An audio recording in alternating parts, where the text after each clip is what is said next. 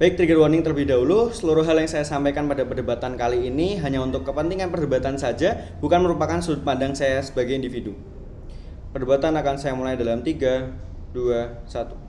Mosi ini adalah mosi aktor dan juga mosi penilaian di mana tim yang dapat memberikan gagasan terbaik, mengapa hal ini perlu untuk didorong ataupun tidak, itu layak untuk memenangkan perdebatan kali ini. Saya hadir sebagai tim proposisi di sini dengan beban pembuktian 1, mengapa mendorong perempuan untuk menjadi egois itu dapat dijustifikasi, namun 2, mengapa hal ini justru akan memberikan dampak baik daripada dampak buruk. Kita akan masuk kepada definisi terlebih dahulu. 1. Gerakan feminisme dapat didefinisikan sebagai gerakan yang mendukung ditegakkannya kesetaraan gender dan juga terpenuhinya hak dari perempuan ini sendiri. Lalu kedua, sebagai feminis yang mendorong perempuan untuk egois, dapat kita pahami sebagai menyetujui jikalau perempuan itu dapat lebih mengutamakan kepentingan pribadinya, yang dimana segala keputusan yang diambil oleh perempuan itu sendiri itu berorientasi pada hak diri perempuan itu sendiri. Kita akan lihat dari status quo saat ini. 1. Saat ini perempuan masih cenderung mengalah karena dalam strata sosial itu seringkali dianggap berada pada posisi yang rendah dibandingkan dengan laki-laki. Sehingga apa? Sehingga perempuan seringkali mendapatkan eksploitasi. Lalu yang kedua, perempuan seringkali tidak mendapatkan hak untuk berpartisipasi dan juga untuk memilih keputusan yang ia inginkan. Nah, sehingga atas dasar kondisi status quo inilah saya setuju jikalau mendorong perempuan untuk menjadi egois itu dapat dijustifikasi.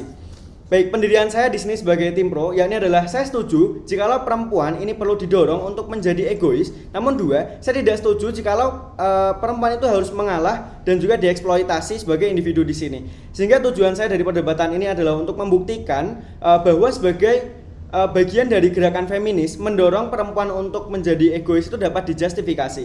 Argumen saya akan hadir dengan 2 argumen, yakni 1, bagaimana kondisi status quo saat ini, lalu 2, mengapa mendorong perempuan untuk menjadi egois itu dapat dijustifikasi. Baik, kita masuk kepada status quo saat ini terlebih dahulu. Status quo saat ini menjelaskan bahwasannya perempuan itu seringkali tidak mendapatkan haknya untuk 1, berdiskusi karena dianggap tidak memiliki kompetensi, lalu 2, menentukan tujuan hidupnya sendiri untuk karir dan juga pekerjaan. Lalu yang ketiga, mendapatkan apresiasi yang sepadan dengan kinerja yang dimiliki oleh perempuan itu sendiri. Lalu 4, perempuan itu seringkali menjadi korban kekerasan seksual dan juga korban eksploitasi di sini. Sehingga ini masuk kepada argumentasi kedua, yakni 1, perempuan di era modern saat ini itu sudah memiliki kemampuan untuk ikut andil dalam diskusi seperti dalam lingkup keluarga, kantor, bahkan parlemen itu sendiri. Namun narasi bahwa mereka ini tidak mampu itu menjadi penghalang untuk mereka membuktikan hal itu. Lalu yang kedua, saat ini perempuan itu juga seringkali tidak mendapatkan kesempatan untuk menentukan profesi dan juga pekerjaan yang ia inginkan, karena mereka seringkali dinilai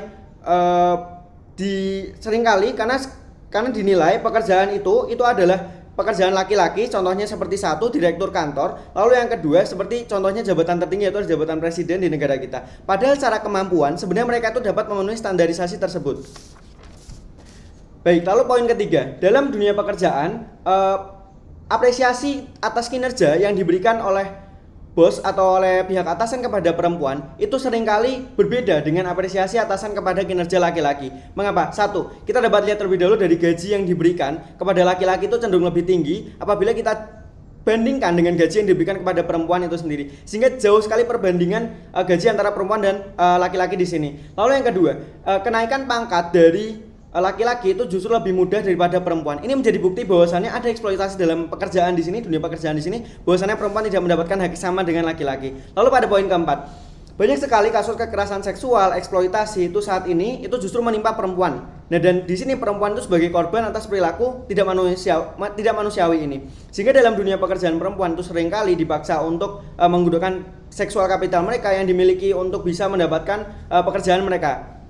Nah, sehingga ini berdampak pada 1, itu tidak semua pekerjaan itu bisa diakses oleh perempuan karena tidak semua pekerjaan membutuhkan seksual kapital. Lalu yang kedua, jikalau ada, mereka harus menggunakan seksual kapital itu yang mereka miliki. Lalu ketiga, alhasil kondisi ini justru menyebabkan peluang terjadinya kekerasan seksual kepada perempuan ini justru akan meningkat. Lalu yang keempat, namun mereka itu justru hanya bisa pasrah karena hanya pekerjaan inilah yang bisa mereka lakukan tanpa adanya keterbatasan dengan narasi perempuan itu tidak dapat bekerja.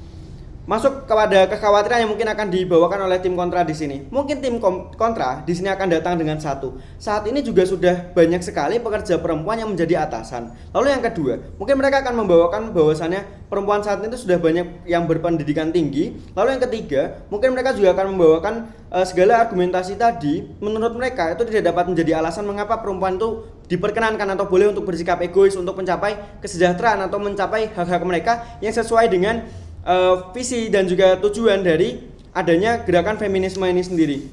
Oke, saya akan memberikan tanggapan terkait dengan kekhawatiran yang mungkin dibawakan oleh tim kontra saat ini. Benar, benar bahwasannya sudah ada pekerjaan perempuan yang menjadi atasan, pekerja perempuan yang sudah menjadi atasan. Namun di sini kita perlu lihat bahwasannya jumlahnya itu justru masih lebih sedikit apabila kita bandingkan dengan laki-laki, sehingga stigma perempuan itu masih berada di dalam strata sosial, itu masih berada di bawah laki-laki, itu masih tetap ada. Sehingga inilah menjadi urgensi kenapa dari gerakan feminisme itu masih gencar sekali dalam menyuarakan hak ini. Lalu yang kedua, untuk perempuan bisa naik jabatan, itu mereka terkadang harus menggunakan seksual kapitalnya. Dalam perkantoran itu seringkali hal ini terjadi, sehingga eksploitasi itu tetap terjadi dari atasannya kepada perempuan ini sendiri agar mereka dapat naik jabatan dan dapat mendapatkan posisi yang lebih kompeten, yang lebih dapat memiliki posisi yang dapat memberikan keuntungan secara finansial kepada mereka itu lebih banyak. Nah, namun pada poin yang kedua, benar bahwasannya saat ini tuh sudah cukup banyak sekali perempuan yang berpendidikan tinggi.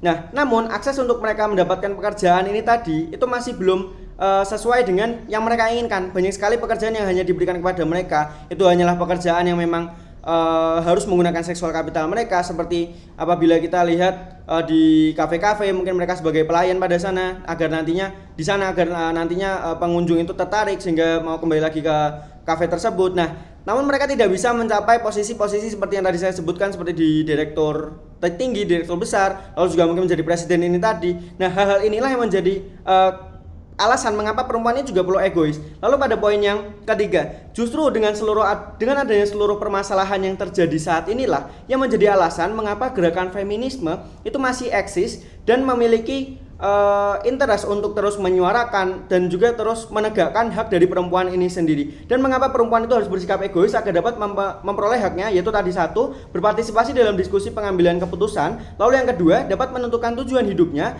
Yang ketiga, terlindungi dari kekerasan seksual dan juga eksploitasi terhadap dirinya. Nah, dengan adanya berbagai macam pertimbangan inilah saya di sini bangga menjadi tim proposisi untuk mendukung adanya gerakan perempuan menjadi lebih egois untuk memenuhi hak mereka sebagai perempuan itu sendiri. Bangga menjadi proposisi.